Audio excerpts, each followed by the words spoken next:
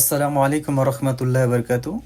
আজকের আমার video Saudi আরবে বাসে কিভাবে চলাফেরা করতে হয় আর কি কি সুযোগ সুবিধা কি কি অসুবিধা আছে এই নিয়ে আজকে আমার ভিডিও। তো আমরা তিনজন এখান থেকে উঠবো।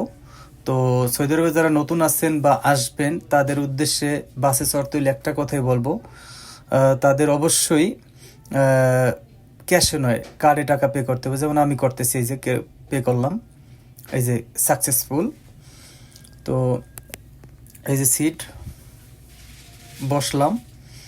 আর সৌদি আরবে বাসে চলে দুইটা সুবিধা, একটা হইলো আপনার দ্রুত ছাড়িয়ে দিব, ঠিক আছে, বাসে কোনো লেট করবে না, এটা একটা সুবিধা। আর দ্বিতীয় সুবিধা হলো দেখেন বাসের ভিতরে সমস্ত বাস ফাঁকা থাকবে, কারণ সৌদিরা বেশি বাসে ওঠে না, কারণ যে সৌদি সর্বনিম্ন গাড়ি আছে তার দুইটা আছে, যে গরিব, ঠিক আছে।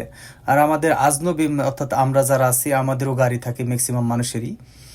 তো আমাদের গাড়ি চলতেছে, এই যে গাড়ি মানে চলতেছে।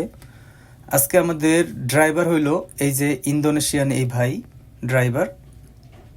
আর একটা ইন্টারেস্টিং ব্যাপার বাংলাদেশি মানুষের উদ্দেশ্যে একটা কথা বলি, দেখেন এই যে আমাদের এখন একটা সিঙ্গেল পড়ছে, এই মাত্রই পড়ছে। এই সিঙ্গেলটা এই সৌদি আরবের সর্বোচ্চ 1 মিনিট একটা সিঙ্গেল থাকে, সর্বোচ্চ 1 মিনিট। তো আমরা এইমাত্র আসলাম, দেখেন 10 থেকে 30 মিনিটের ভিতরে, 30 সেকেন্ডের ভিতরে এই সিঙ্গেলটা সারিয়ে দিব, ঠিক আছে। আর কোনো ঝামেলা নাই, আর কোনো দেখবেন এখানে কোনো ট্রাফিক নাই, কোনো পুলিশ নেই, শুধু একটা সিসি ক্যামেরার আওতায় সমস্ত মানে গাড়ি ঘোড়া সব কিছু চলে।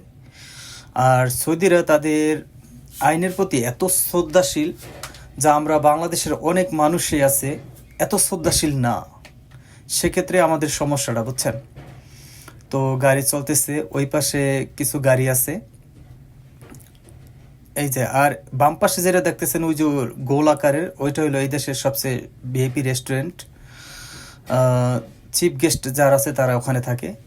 আর আরেকটা মজার ব্যাপার দেখেন, খেজুর গাছ এই যে, আর মাঝখান দিয়ে আমরা যাইতেছি, আর দুই পাশে খেজুর গাছ, দোনো পাশে খেজুর আছে, অনেক সুন্দর। আর এখানে একটা খারাপ বিষয় হলো বাসের, আপনার মন মতো আপনি সব জায়গায় নামতে পারবেন না, তাদের নির্দিষ্ট কিছু স্থান আছে, ওই জায়গায় আপনারা নামাইব, এই হলো সমস্যা এই বাসের। তো এটা হলো এই যে এখন যেটা দেখবেন, এটা হলো এই দেশের ওই যে কোর্ট, এই যে দেখেন কত সুন্দর কোর্ট। তো আজকের মতো এখানে বিদায় নিই। এই ব্যাপার হলো সৌদি আরবে গাড়ি ঘোড়ার। সালামু আলাইকুম।